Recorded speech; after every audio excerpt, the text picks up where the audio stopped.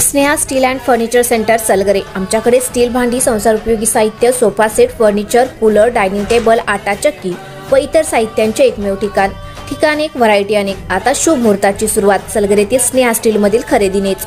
वाजवी दर, सजवा फर्निचरने तुमचे घर। सर्व साहित्यावर बजाज फायनान्सची खास सोय उपलब्ध।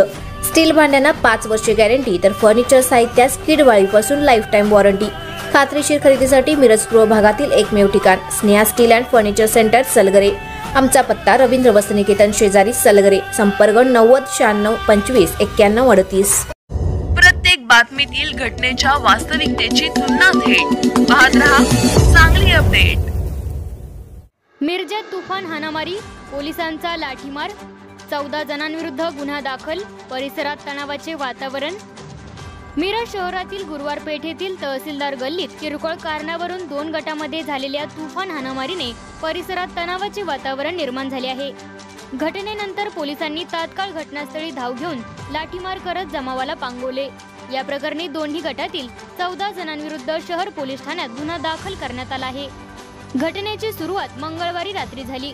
आसिफ तहसीलदार हा आपल्या मोटारीसह गल्लीमध्ये मागे घेत असताना बाजूला व्हा असे सांगितल्यामुळे संदीप शिंदे आणि त्याच्या साथीदारांशी वाद झाला।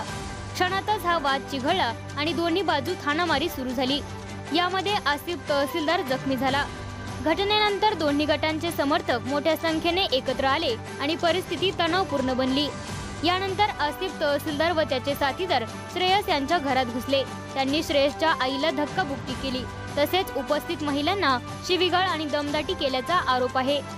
घटनेची माहिती मिळताच मिरज शहर पोलीस निरीक्षक किरण चौगुले फौज फाट्यासह घटनास्थळी पोहोचले। पोलिसांनी लाठीमार करत जमावाला पांगवले।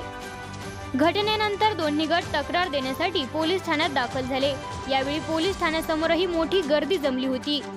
शोयब बद्रे मुनीर तहसीलदार यांनी दिलेल्या फिर्यादीवरून संदीप शिंदे, नाईकवडी, पवार आणि त्यांच्या साथीदारांवर गुन्हा दाखल करण्यात आला आहे।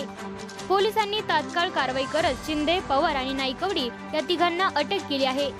दरम्यान परिसरात अजूनही तणावाचे वातावरण असून पोलिसांचा चोख बंदोबस्त तैनात करण्यात आला आहे। पुढील तपास शहर पोलीस ठाण्याचे पथक करत आहे।